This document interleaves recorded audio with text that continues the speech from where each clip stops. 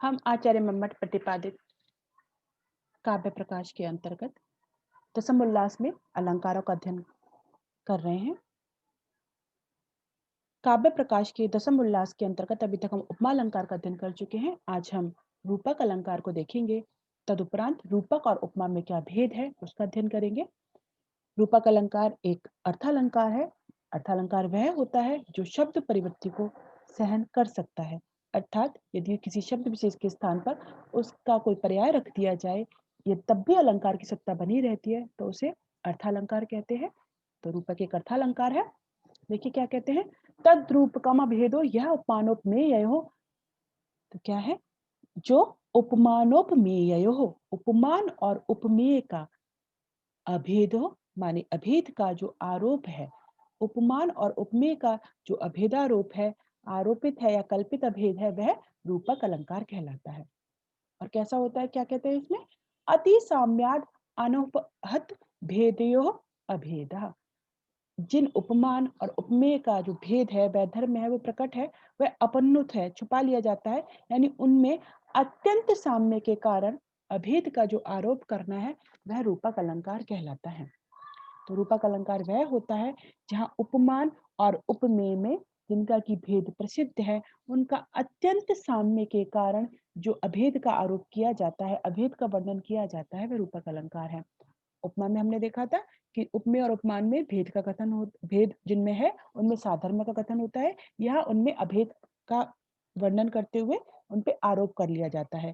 यानी कि उपमान और उपमेय का जिनका की भेद प्रसिद्ध है, उनका अत्यंत साम्य के कारण अभेद वर्णन, दोनों में अभेद वर्णन कर दिया जाता है, उनका भेद छुपा लिया जाता है।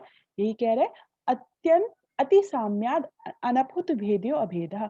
इनमें अत्यंत साम्य के कारण जो अभेद का आरोप है वह रूपक अलंकार कहलाता है। उदाहरण देखते हैं इसका।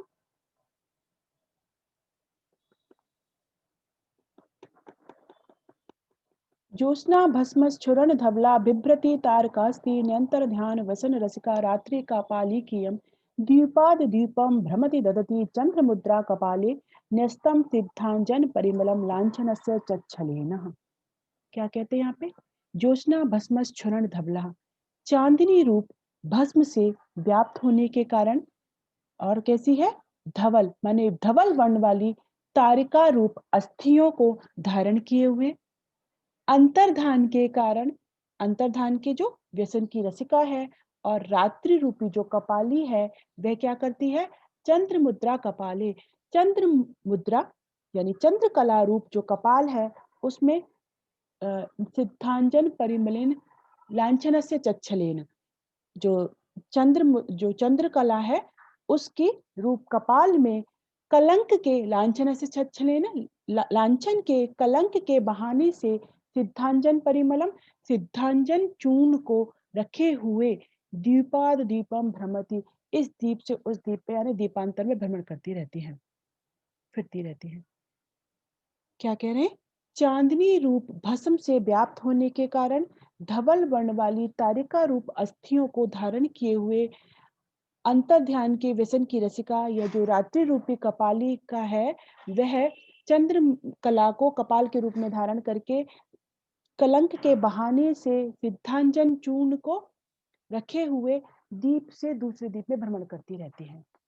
तो यह जो श्लोक है इसका अर्थ है, यहाँ पर आरोप किसका किया गया है, यहाँ पर मुख्य रूप से देखा जाए तो प्रधान आरोप तो है रात्रि के ऊपर कापालिकी का, कापालिकी का आरोप किया गया है रात्रि के ऊपर, यह प्रधान आरोप है।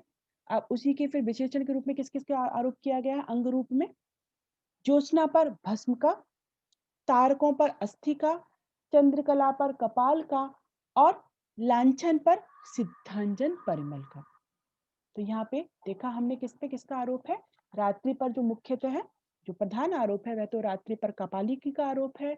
इसके साथ ही अंग रूप में अन्य का भी आरोप किया गया है, जैसे कि हम देखते हैं ज्योत्स्ना पर भस्म का आरोप है, तारक जो है उन पर अस्थि का आरोप है, इसी के साथ ही चंद्रकला पर किसका आरोप है, कपाल का, और लांछन पे सिद्धांजन चूर्ण का आरोप है।